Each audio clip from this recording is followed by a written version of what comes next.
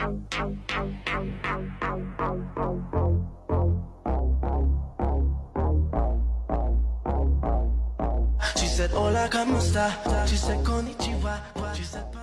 уу манайхаа. Дараагийн бичлэгээрээ уулзж байгаадаа баяртай байна. Бичлэгдээ орохоос өмнө лайк дараад, сувагт маань subscribe хийж биднийг дэмжихээ мартав. За ингээд бүгдээрээ бичлэг рүүгээ орцгоё. Үзэгдэн цолигдож Сиан, Сиэл, Дисирэ 3 нэгэн том чулуун өрөөнд орж ирэхэд Юужин аль хэдийн ирчихсэн хан налан зогсож байв. Сиан: "Чи хэн төрүүлж ирэхийг хүлээж байсан гинэ?" Сиэл: "Чи гихтээ төрүүлж ирсэн штэ." Юужин: "Тийм ээ."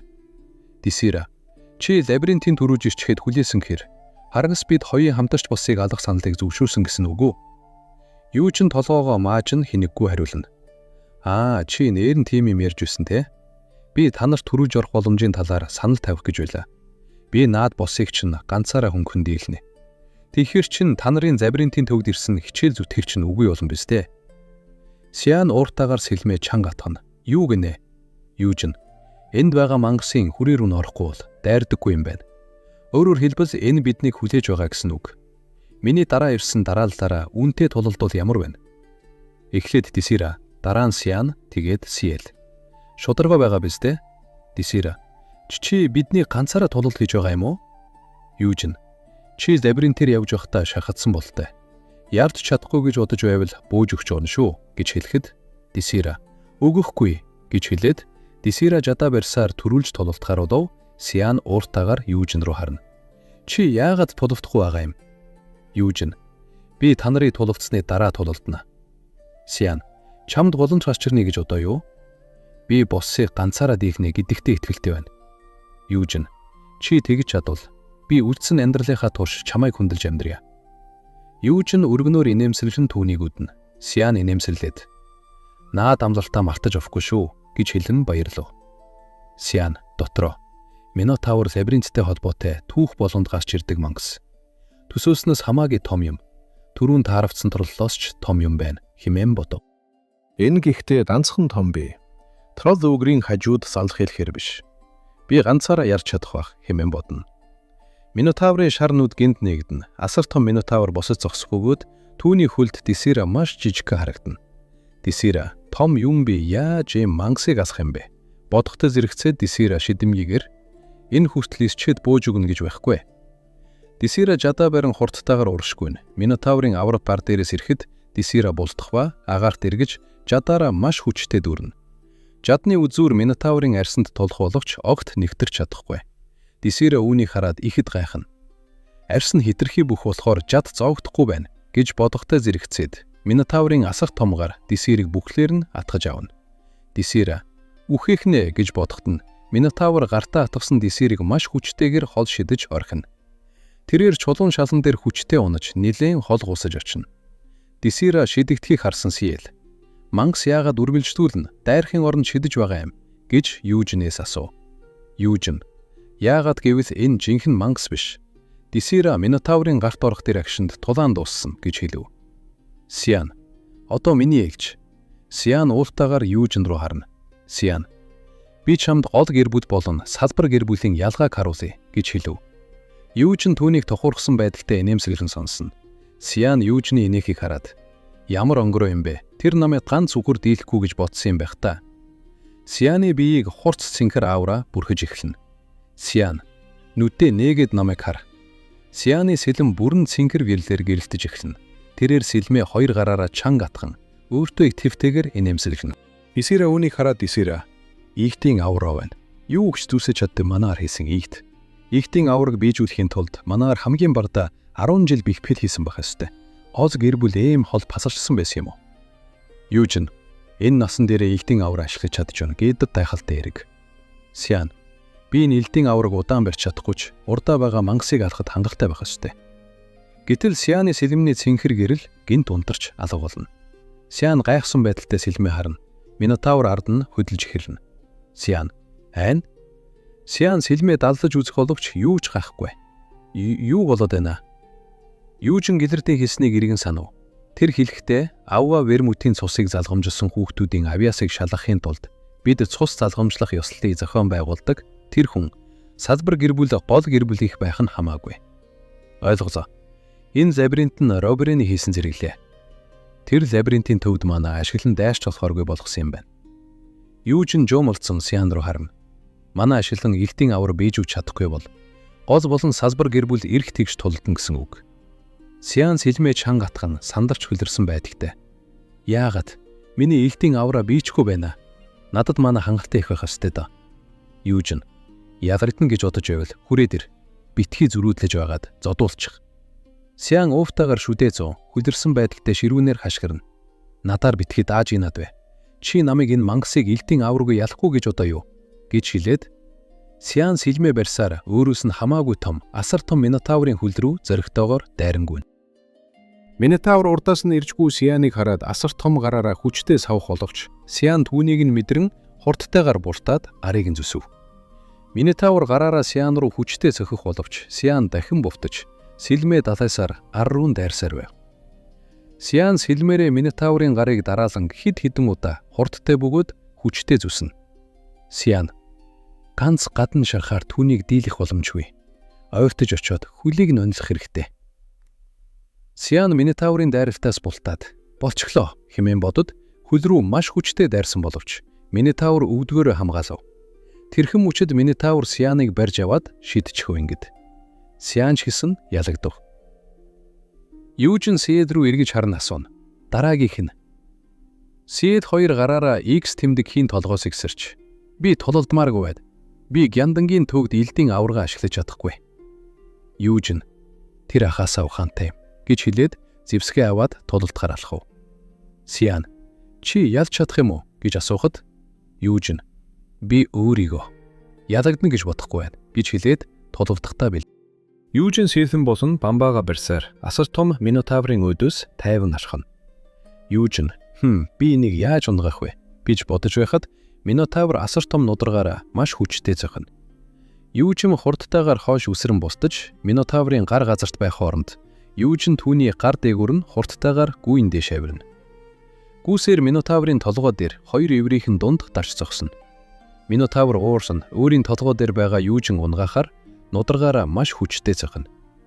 Юужин дээш үсрэн бустахад Минотавр өөрийнхөө нүүр рүү хүчтэй зохиж өвдөлтөндөө чангаар ахирна. Юужин агаарт үсэрсэн чихтэй сэлмээрээ дараалан хэд хэдэн удаа маш хурдтайгаар зүсэлтүүд хийн. Дисира, Сиан, Сиэд 3 түүний тулааныг гайхан алмааш харна. Дисира нэг газар түүний бүх дайралт хүрээний судас руу чиглэж байна гэж бодож байх цуур Юужин агаарт эргэлдэхдээ сэлмээрээ Минотаврын хүзүүг маш хүчтэй бөгөөд гүн зүвснэ. Зүсэгдсэн хэсгээс ногоон өнгийн цус олгойдон гарна. Минотаврын хүзүүний гол судас тасарч ногоон цус их хэмжээгээр цацрагдан асар том биетэй мангас арагшаа унав. Юужин харав би агчлаа. Сайн түн рүү хуруугаараа чишлэн бухимдаж хаширв. Битгий онгороод би элтийн авар ашигласан бол ийм мангас юуж бовхгүй байх байсан юм. Гэвч Сиан дотроо хүдрэн дүүшиж байлаа. Би яаж ийж байгаад агч байсан. Гэхдээ түүн шиг цэвэрхэн альж чадахгүй. Энэ үед Сиан элдээ барьсан Юужины ширтэх бөгөөд зүрх нь хүчтэй зохилж. Энэ айцаас өөр мэдрэгдэж байна. Би өөрийн ирэхгүй давдлоод байна. Энэ юу нь мэдрэмж вэ? Гэж бодож байх зуур Юужингийн гар болон элднээс гинт артлаг гэрэл засарч эхлэхэд Сиэл цус задхумжлах явсал дуусчлаа гэж хэлэхэд үзэгдэл шилжиж гэл арт. Тэр гайхалтай байгаа биз дээ. Манааны бэлтгэл хийгээгүй салбар гэр бүлийн хүүхэд. Тэр Минотаврыг илт давгаар яллаа. Хажууд нь зогсох Роберийн гайхширч санаа зовсон шинжтэй хариулв. Тийм байж Минотаврыг ганцаараа дийлэх хүнд байдаг. Тийм болохоор энэ удаагийн цус задхумжлах ёслол багийн ажтгаш ардсан. Хүүхдүүд хоорондоо хамтарч боссыг унгах өөр арга олох учиртай байсан. Минотаврыг тэгж ядах ёстой байсан. Тэрээр хүүхдийн төсөөлшгүй хүч чадалд итгэж ядан хүлэрсэн байдалтайгаар үргэлжлүүлэн. Тэр хүүхэд бас миний тавьсан олон төрлийн өрхнөөс хөнгөн гарсан. Тэр яг юу юм бэ гэж асуув. Гилард өөртөө итгэжтэйгээр нүүрэндээ инээмсэглэл тодруулна. Юужин гол гэр бүлийн байранд байх хугацаанд олон дахин хүнд бэлтгэл хийж байсан. Би гидүүлийг түүний талаар мэдээлэл цуглуул гэж төрсөн. Нутг руу нь явуулсан. Тэр тэндээ тууштай байдлаараа нэртэй юм байна лээ. Айхалтай дайчны биеттэй түүндээ таарсан зан авиртай хүүхэд. Бид энэ удаагийн цус залхамжлах ёслолоор эрдний чулууг илрүүлж чадлаа хэмээн баяртайгаар хэлв. Роберийн Гилард руу хажуугаас нь хараад та сэтгэлээр унахгүй байна уу? Би үүнийг хэлэхээсээ бар зэрэг эргэлзэж байгаач. Тэр таны хүүхдүүдээс илүүрхэж байна. Одоо тэднээс хол тасарчсан байгаа юм чинь. Манны бэлтгэд хийхээрээ хэр их хүчтэй болохыг нь хэлхийн аргагүй гэж сануулхад Билард тэр чинь сайн хэрэг байна. Лайнхартын нэр илүү хол гэрэлтнэ гэсэн үг биз дээ. Роберины царай гинт ноцтой болж тэр үрхийн тэргүүлэрч болохыг хүсвэл яах вэ? Гилард хэсэг чимээгүй болсноо тайвнаар хариулв.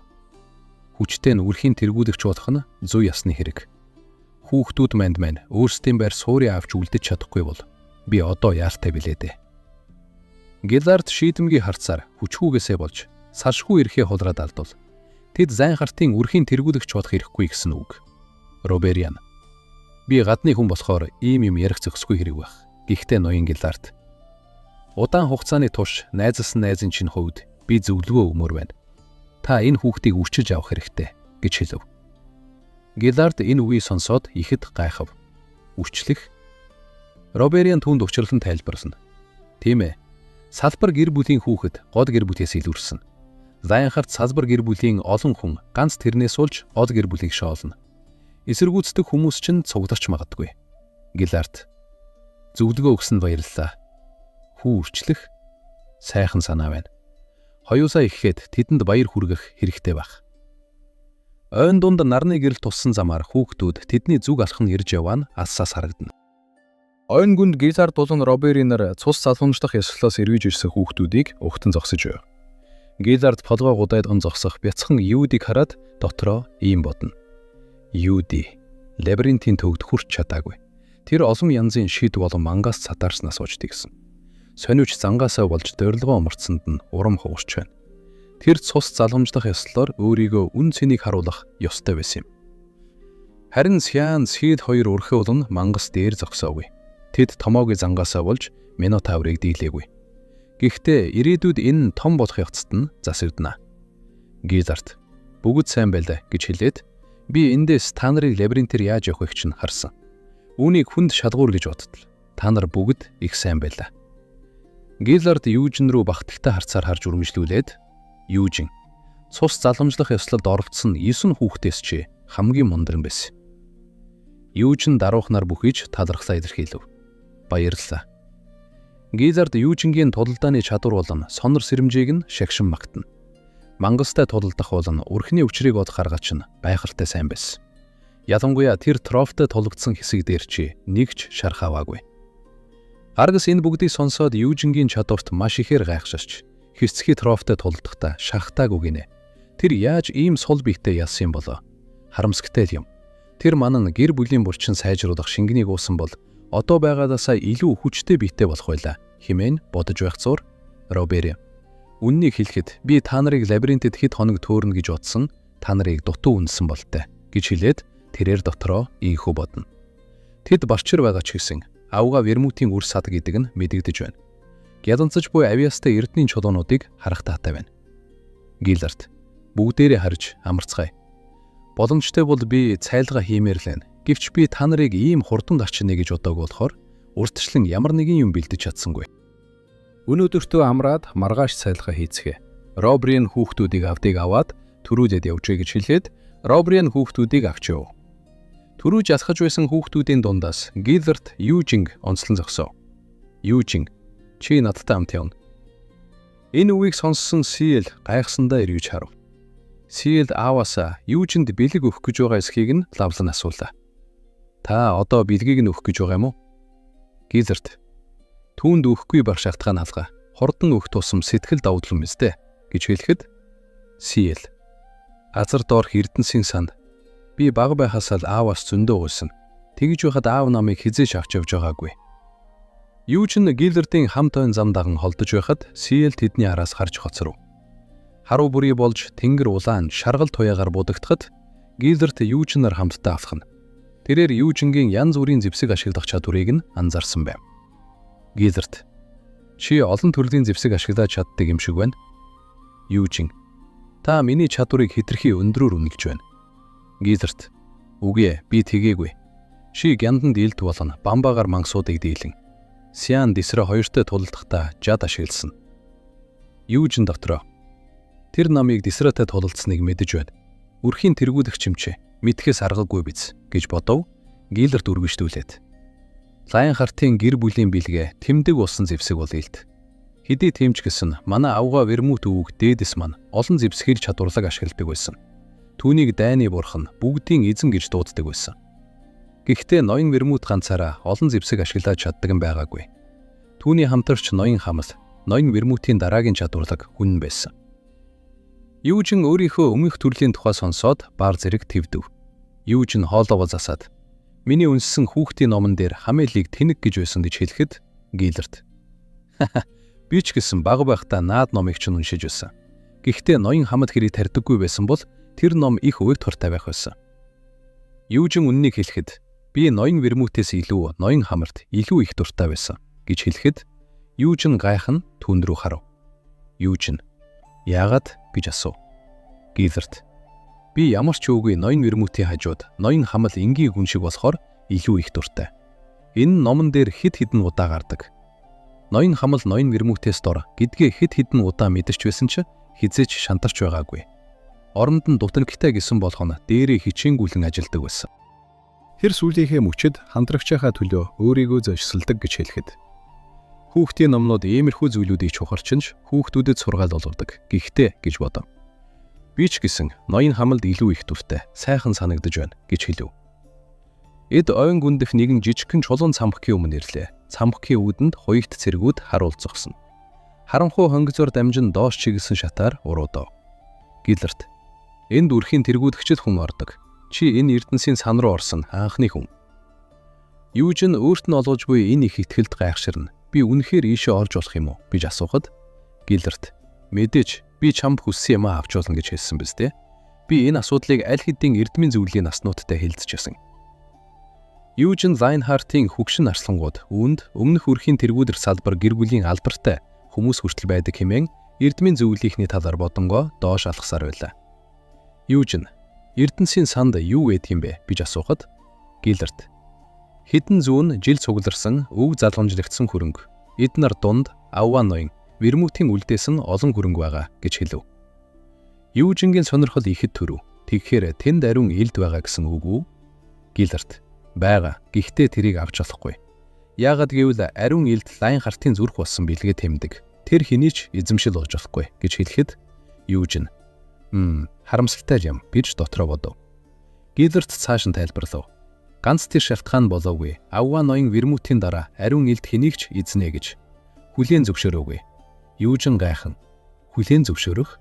Гиллерт чи тэрийг барихаараа намайг юу гэж хэлснийг ойлгоно гэж хэлв. Тэд эрдэнсийн сангийн асар том дугуй хаалганы өмнө ирж зогслоо.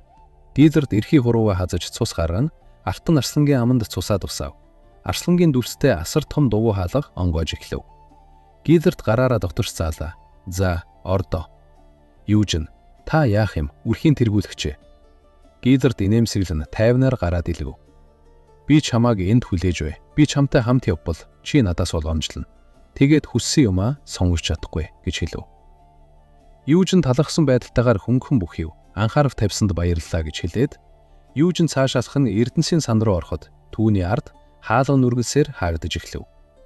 Хүнд хаалга тас хийм бүрэн хаагдаж Юужин дотор ганцаараа үлдлээ. Юужингийн нүүрэнд маш ихтгэлтэй догдсон пом инээмсэглэл тодорно. Юужин заваан инээгээд тэгвэл эхлээд ариун элдийг барьцгаая. Ариун эзэнт гүрэн Юурасаас хойш домогт ирэн үед бий болсон бурхны бэлгэлсэн ариун элд сүмийн гүнд гэрэгтэн заларна. Төв хийдэд удаан хугацаанд битүүмжлэгдсэн энэ ил дагуу вермутийг цорын ганц эзнээ бодгон сонгосон түүхтэй. 300 жилийн өмнө энэ элд хээжмүүдийн 5 дугаар зэрэглэлтэй Нядлагч Төрийн хааны зүрхийг нэвт сүлбэж болсон. Гэвч ийм агуу түүхтэй элд Яванда баатрын нөхдийн дунд ердөөл бамбар гэрэгтүүлэгч ашигласан хэмээн Юужин хуучнаад урсав. Юужин ариун танхимын голд заларсан элдний өмнө өгдөг сүгдэн суугаад түүн рүү гараа аажмар сунгана. Тэрээр элдний ишинд хамаг хүчээрээ атгана нүүрэндээ шийдэмгий инээмсэглэл тодруулав. Элдийг суглахын тулд хамаг байдаг чадлаараа зүтгэж нүүр нь улаан ашгарна. Харамсалтай нь элд байрнаас огтхон ч хөлгсөнгүй. Юужин ядарч сүлдэн бараа амраана болохгүй байна. Би энийг сугалж чадсан ч авч чадах штэ. Ариун элдээ бүлэн өөр юм харахаас гэж бодоод. Танхимаар асгаж байтал түүний нүдэнд залгирч илд аспел туслаа. Энэ илд нь хүрсэн бүхнийхээ манагс орж өөрийн хүчээ зузаатгадаг шидтэй зэвсэг юм. Юужин вермут чадвардаг шидтэн байсан болохоор энийг их сайн удирдагддаг байсан. Одоогийн надад хүндэднэ. Энд өөр хідэн танил зэвсэг байна. Тэрээр цааш алхаж луун амьсгалтай тэнцэх хүчтэй карбус жад халах гэж удтарчилсан энэ жадны хүч луун амьсгалтай тэнцэнэ. Сархины сүнсний хааны айцлагтай вини дилд хол ойрон хамаагүй аянд дууддаг. Пернуа ном болон олон хэсэгт хуваагддаг. Забел илд зэрэг домогт зэвсгүүдийг ажиглавна. Юужин Эрдэнсийн сан доторх зүйлсийг сонирхон явсаар нэгэн бамбай нүгэн зогсов. Энэ бол гидүүн бамбай бөгөөд хаасан бүх дайралтай үгүй хийх хүчтэй. Юужин танхимд өрөөстэй олон домогт зэвсгүүдийг хараад дотроо ийм бодно. Юужин эднэрийн айлыг нь жагсан миний урмыг хувлахааргүй байна. Тэрээр цааш алхан элдүүдийг ажиглаж зарим чухал зэвсэг дутуу байгааг анзаарав. Ингээд болсон юм байхдаа тэдэнд чөтгөрийн жад юм уу сарны гэрэл илд байхгүй байна. 300 жил овчихсан юм чинь харахгүй үз. Мавшнууд тэд нар хамаг хүчтэй зэвсгийг нь өөрсдөө авчиж. Юужин би юу авах вэ? Одоогоор хамгийн тохиромжтой нь винид байна. Би энийг зүгээр барьснараа сархины сүнсийг дуудаж чадна. Бас хангалттай их мана цуглуулбал сархины хааныг дуудаж чадна. Сүнс дуудах шид хүнд байдаг. Авьяасгүй бол чадварлаг шидтэн хүртэл доод түвшний сүнсийг удирдах чадахгүй. Хэдий тийм ч гэсэн винидтэй бол тэр асуудал болохгүй. Би Эрдэнсийн санд байгаа юм чинь бусад ямыг нь харах хэрэгтэй. Зэвсгээс гадна үнэт чулуу нэмэрх хэрэгсэл хүртэл байна. Гинт Юужин нэгэн зүйлийг хараад цочирдон зогцслаа. Тэрээр шилэн хоргоноос нэгэн улаан эрдний чулуутай зүйлтийг гаргаж ирээд өөрийн өнгөрсөн амьдралаа дурсан ийн өгүүлв. Юужин би өмнөх амьдралдаа хамээж байхдаа энэ зүйлтийг зүүж байсан. Энэ манагсад идүүлсэн эцэг эхийн минь үлдээсэн дурсгалын бэлэг. Би мэдээж хэрэг аль дээр өшөөгөө авчихсан. Тэгсэн ч гэсэн би үхэн үхтлээ энэ зүйлтийг зүүсээр байсан. Юужин өөрийнх нь зүйлт яагаад энд байгааг гайхаж өнгөрсөн амьдралынхаа нөхөд болох Вермут, Сеня, Анисе, молгон нарын өгсөн амдавт болон одоогийн нөхцөл байдалд харамсан зогсно. Энэ яагаад энд байдаг вүлээ? Вермут миний биеийг авсан юм байх та. Тэр намайг тэндэн зүгээр орхиогүй бололтой. Вермутийн хоригдлын чөтгөрийн хаантай хийсэн амларт. Тэрнээс нь болж энэ тайван эргэж ирсэн. Ихтэй хоёр чөтгөрийн хаан одоо хүртэх хүмүүст амьд байгаа. Вермут, Сеня, Анисе, Мурун. Бид нар хамтдаа чөтгөрийн 5 хааныг бүгдийг нь ална гэж амласан. Тэгтэл та нар ямар амлалт өгчихсөн юм бэ? Миний дурсгалын билгийг энд үлдээж л байдаг. Вермут, чи юу бодож байсан юм бэ? Энэ бүгд миний бурууч байсан байх. Магадгүй намайг өгснээс болж тэд чөтгөрийн хааныг дийлээгүй байх гэж бодох. Юужин, би Вермут болон хамтрагчтай үзэн ядмааргүй байна. Чөтгөрийн хааныг алж чадаагүй ямар нэгэн шалтгаан байсан байх. Энэ Эрдэнсийн санд миний авахыг хүссэн овон зэвсэг байна. Гэхдээ би энэ зүйлсийг үлдээж чадахгүй. Хамилийн дусгалын бэлэг Лайнхартын Эрдэнсийн санд байна. Гиллерт түүн рүү гайхсан харцаар харна. Чи наадхаа сонгож байгаа мó? Юужин, тийм ээ, энэ надад хамгийн их таалагдсан. Гиллерт түүний сонгортод итгэж ядам. Жинкнээсээ гэлээд байгаа мó? Тэнд зөндөө олон гайхалтай эрдэнэс байгаа шүү дээ. Юужин, тэд нар надад хүндэднэ гэж хариулв. Гиллерт гараа сунгана. Би наадхыг чинь харж болох уу? Гэхэд Юужин, тэг гээд зүйлтийг өгөв. Гиллерт зүйлтийг хурууныхаа үзүүрээр барин анхааравтай ажиглана. Энэ хоосон хуучин зүйлт байна. Үнэт чулуу, авгаа шинжээчин хийсэн юм биш байна. Энэ жирийн нэг хямдхан зүйлт байна. Ийм юм яагаад Эрдэнсийн санд байсан юм бол? Гиллерт Эрдэнсийн сангийн бүртгэлийн төхөөрөмж дээр зүйлтийг шалгаж үзв. Хачин юм. Энэ зүйлтийг Эрдэнсийн санд бүртгээгүй байна. Энэ Лайнхартын эрдэнэс биш байна. Энэ дотор байх ч ёсгүй юм байна. Юужин, гэхдээ байсан шүү дээ. Гэхэд Гиллерт, энэ зүйлтэд ямар ч үнц алах. Чи энийг заруул хямдхан илдж авч чадахгүй. Гиллерт Юужин рүү нуцтай харцаар хараад, тийм байсан ч гэсэн энэ зүйлтийг авмаар байна уу гэж асуув. Юужин, тийм ээ гэж итгэл төвс хэлв. Гиллерт санаа алдан хүүгийг хүслийг зөвшөөрөв. Гиллерт, үнэхээр их авмаар байгаа бол яалтай билээ дээ. Гэхдээ энэ хаанаас гарч ирсэн нь мэдэгдэхгүй байгаа болохоор би энийг ноён Робрианд шинжиж хэлье. Дотроо шидтэй байж магадгүй. Юужин, би шинжснийхэн дараа агш болох уу? Гиллерт, тийм ээ, гэж зөвшөөрөв. Би ийм юм болно гэж мэдсэнгүй. Юужи ер нь наад чинь зайхтын эрдэнэс биш. Тийм болохоор эрдэнсийн сангаас дахиад нэг эрдэнэс сонгох. Юучин үүнд маш их тайхаж, "Нэр нү?" гэж асуухад Гиллард Юучин руу харан дотноор нэмсгэлж, "Тийм ээ. Эрдэнсийн сангаас нэг эрдэнэс сонгох. Би амлсан биз дээ." Юучин "Баярлалаа" гэж хэлээд баярлсандаа Гиллардад гүн хүндэтгэл үзүүлэн бүхийж цааш гүйж одов. Юучин маш их баяртай гүйж явахдаа дотроо ийхүү бодно. Тэр уян хатан хүн юм.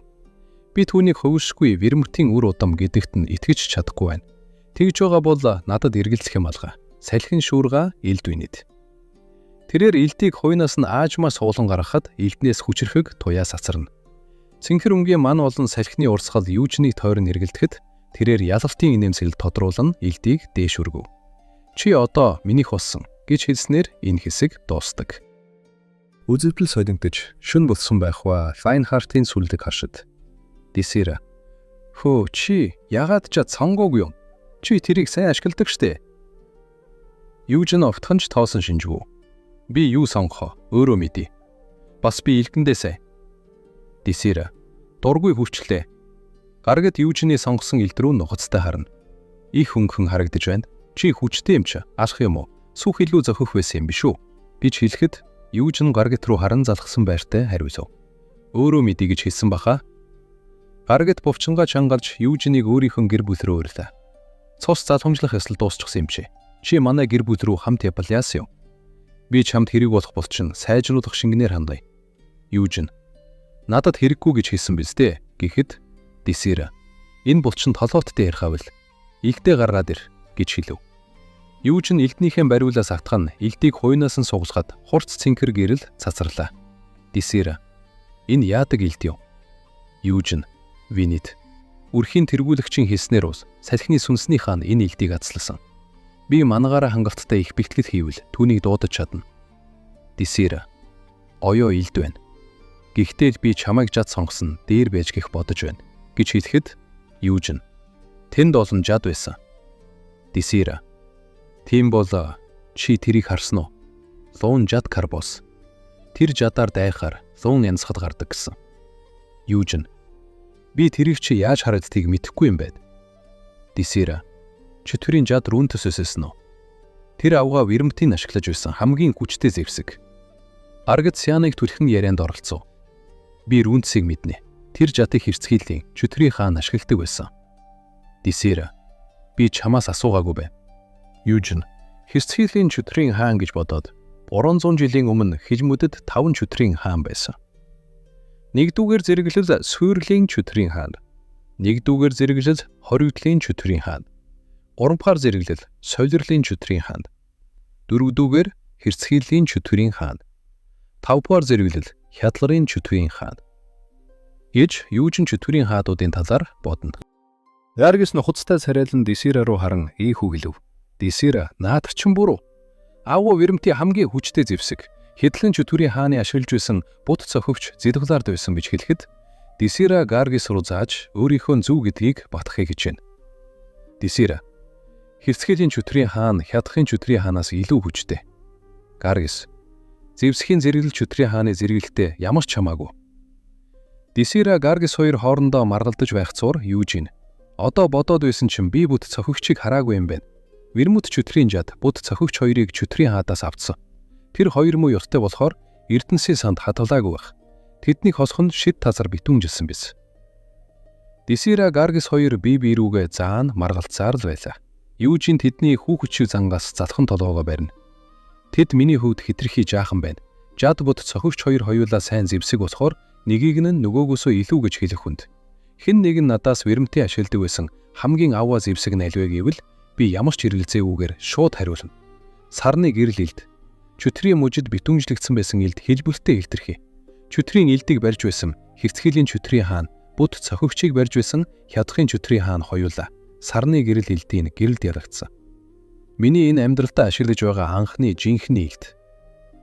Юужин Винид илдийг ашиглах нь маш хурдтай. Уран нарийн хөдөлгөөнөөр илдний эрдмийг үзүүлнэ. Илдний араас цэнхэр гэрэлт зам татах нь үнэхээр гайхалтай харагдах бөгөөд Гаргис Дисира хоёр үүнийг хараад алмайж орхив. Гаргис: "Ямар үзэсгэлэнтэй юм бэ? Үзэнтэл шилжиж Гиллард ажлын өрөөндөө сууж байх ба харин Робериан түүний өмнө зогсоно. Робериан гартаа нэгэн улаан зүрт барина. Ман ашиглан нүдэг ялзуулан шинжиж эхлэв. Робериан зүлтийг ширээн дээр тавиад энэ зүлтэд шившлэг хийгээгүй байна. Тэрээр Гиллард руу гайхсан байртай харна. Энийг үнэхээр Эрдэнсийн сангаас авсан юм уу? Гиллард: тийм ээ. Робериан: юу ч гидэх хүүхэд хотлоо хийсэн болов уу? Гиллард: түүнд тэгэх шалтгаан байхгүй. Гиллард юужны үйлдэлийг тайлбарсан. Би түүнд өөр эрдэн сонгохыг зөвшөөрөөгүй байсан бол тэр хүүхэд юу ч авахгүй байх байлаа. Робериан: тэр үнэн эрсдэл өндөр байна. Би дахиад нэг шалгая.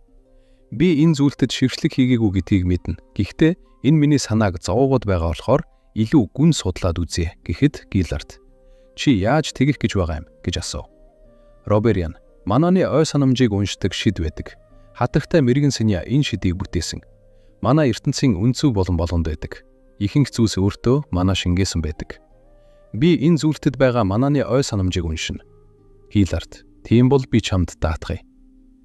Робериан шившлэгийг уншихад хурц цэнхэр гэрэл цасарч түүний нүдний өмнө өнгөрсөн үеийн дүр зургууд жирэлзэн өнгөрнө. Робериан: Ойлгохтой юм алга.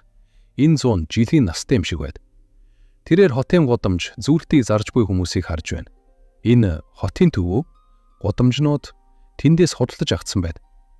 Эцэст нь тэрээр Гиллард руу харан зогсов. Робериан: надад үүнээс илүү юм үшигдэхгүй байна. Эрдэнсийн сангийн шид мананы ой санамжийг зогсоосон юм шиг байна. Гиллард улаан өнгөтэй зүртийг анхаарахтай харангаа гүн бодолд автаж 100 жил. Энэ зүртийн үүсгэрийг мэдэх хүн амьд байгаа гэж бодохгүй байна. Роберин түүн рүү харан сонирхон асуухад та энийг яах гэж байна? Гиллард шидэмгийн бөгөөд зөөлнөр инээмсэлэн энд шид шингээгээгүй юм чи юу ч дүүх бодолтой байна. Тэр авч болох эрдэнэсээ зөөлөслөн энийг авцсан юм чи. Роберин Гиллардын энэ шийдвэрийг сонсоод ёжтойхон инээмсэлдэж та түүнд дуртай болтой. Гиллард: түүнд дургүй байх шалтгаан азгаа. Тийм болохоор надад түүнд хэлэх санал байна. Роберин: санал тавина гэхээр Гиллард: би юу ч зай гартыг үрчилж авна гэж хэлснээр энэхүү хэсэг дуустдаг. Энэ удаагийн Part Mine энэхүү дуусаж байна. Лайк дараад, Softman subscribe хийж биднийг дэмжихээ мартаваа. Дараагийн бичлэг хүртэл түрүү иштэй.